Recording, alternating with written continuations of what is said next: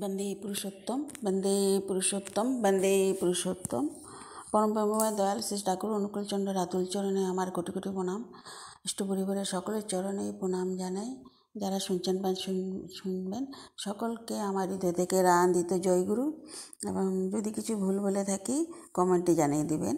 তো আমি এইখানে এই একটি গল্প, সত্যি কথা, এটা ঘটনাটি শ্রী বড়দার সাথে হয়েছিল। তো আমি আলোচনা পত্রিকা পেয়েছিলাম আগে, তা আজ এখানে নতুন করে আবার দেখতে পেলাম। শ্রদ্ধেয় ইষ্টপ্রাণ ঋত্বিক দাদা রাজেশ চৌধুরী দা এখানে উত্থাপিত করেছেন। আমি আপনাদেরকে সেটা পড়ে শোনাচ্ছি। খুব সুন্দর। এটি ত্রিপুরাতে হয়েছিল এটা ঘটনাটা। 82 মাইল একটি কুলগাছ ভক্ত ভগবানের অপূর্ব মিলন মুহূর্তের সাক্ষী। যদি কখনো ত্রিপুরার কুমারঘাট থেকে আগরতলার দিকে জাতীয় সড়ক ধরে গিয়ে থাকেন, তবে কুমারঘাটের পরে 82 মাইল নামে একটি জায়গা পাবেন। সেই 82 মাইলে সৎসঙ্গ বিহার পার হয়ে একটা বাঁক নিতে গিয়ে রাস্তার ডান দিকে লক্ষ্য করবেন একটা কুল গাছকে পাকা বাউন্ডারি দেওয়াল দিয়ে ঘিরে রাখা আছে।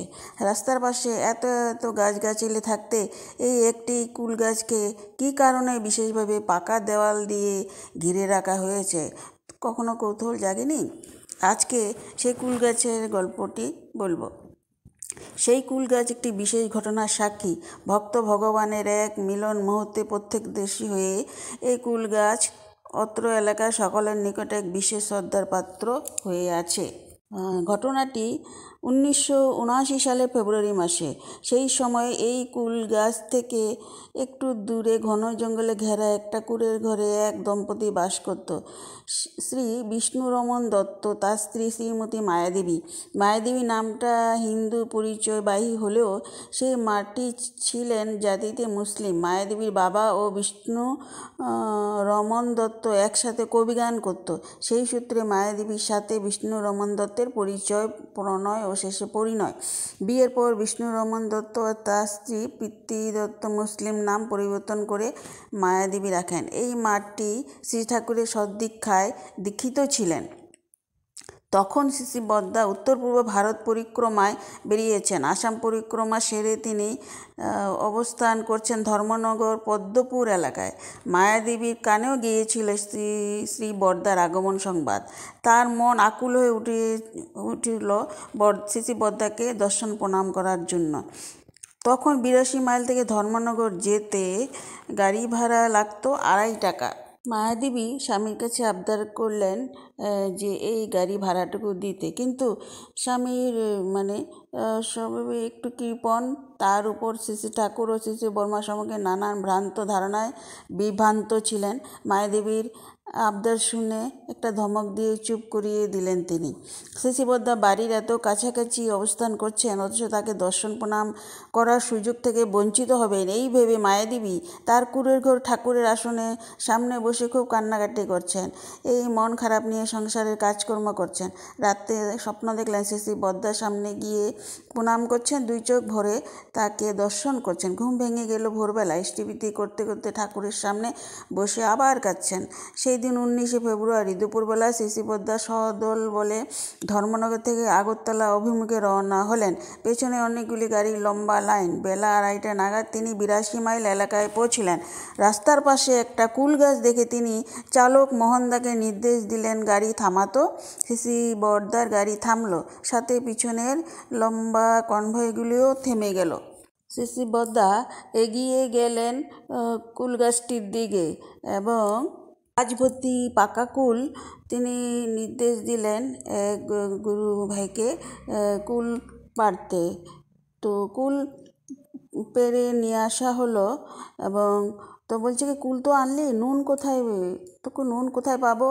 তখন শ্রী বদ্দাই বলে দিলেন, ওই যে দূরে জঙ্গলের ভিতরে একটি কুড়ের ঘরের দিকে আঙ্গুল দিয়ে নির্দেশ দিলেন, যা সেখান থেকে নুন নিয়ে আয়। তো 2জন গুরু ভাই গেলেন সেই বাড়িতে। দেখলেন একটা মা জলের কলসি নিয়ে বাড়ির ভিতরে ঢুকছেন। তখন ওনারা মায়ের কাছে গিয়ে নুন চেয়ে নিয়ে আসলেন। নুন আনতেই শ্রী বদ্দা জিজ্ঞাসা করলেন, নুনের দাম দিয়েছিস? তো আজ্ঞে সামান্য একটু নুন। তাই দাম দেওয়ার মাথায় আসেনি, গুরুভাইটি জানালো। তাহলে আবার যা ওই বাড়িতে, কার জন্য নুন এনেছিস বলে আয়। নির্দেশ পেয়ে গুরু ভাতাদয় আবার গেলেন সেই বাড়িতে। গিয়ে দেখেন মায়াদেবী ঘরের কাজ করছেন। জানালেন, মা, সৎসঙ্গে শিশি বদ্দা রাস্তায় দাঁড়িয়ে আছেন, আমরা ওনার জন্য নুন চেয়ে নিয়েছি। এই কথা শুনেই মাটির দৌড়ে চলে আসলেন রাস্তায়। দেখলেন শিশি বদ্দা কুল হাতে দাঁড়িয়ে আছেন। আনন্দ এবং বিহ্বলতা মায়াদেবী দুই চোখের জল ভরে উঠল। সাষ্টাঙ্গে প্রণাম করলেন। তার যুগ যুগ ধরে যে মনের সেই সমস্যা তারা দেখা পায় না, তিনি এই মুহূর্তেই শিশি বদ্দার দেখা পেয়ে গেলেন এবং তাকিয়ে থাকলেন শিশি বদ্দার দিকে। তো মায়াদেবীর দিকে শিশি বদ্দাও তাকিয়ে আছেন করুণ মাখা দৃষ্টিতে। কয়েক মুহূর্ত কেটে গেল। সবাই দাঁড়িয়ে প্রত্যক্ষ করছেন ভক্ত ভগবানের এই অপূর্ব মিলন মুহূর্ত। আজকে সেই ঘটনা প্রত্যক্ষদর্শী প্রায় কেউ ধরাধামে নেই, কিন্তু সেই কুল গাছটি এখনও সাক্ষী বহন করছে সেই দিনের এই ঘটনায়। সেই 12ই ফেব্রুয়ারি শিশি বদ্দার পৌত্র পূজনীয় অন্তিক দাদা উনার পিতৃদেবের সাথে ত্রিপুরা পরিক্রমে এসে এই কুল গাছটি দর্শন করেন 14/2/25। তো আজ মায়াদেবী নেই, কিন্তু ওনার ছেলে নাতনি আছে। রাজেশদা সেটাও জোগাড় করে এখানে তুলে ধরেছেন, আমি আপনাদের সাথে তুলে ধরব। খুব ভালো লাগলো ভক্ত ভগবানের কথা। যুগ যুগ ধরে যাদের দর্শন পাওয়া যায় না, ও এমন মানে ভক্তিভাবে ঠিকভাবে ডাকলে তিনি ঠিকই ধরা দেন। সে ঘন জঙ্গলই হোক, আকাশ পাতাল যেখানে হোক, বিপদে আসে রক্ষাও করেন। তো জয়গুরু, সবাই ভালো থাকেন, সুস্থ থাকেন। এখানে রাখছি।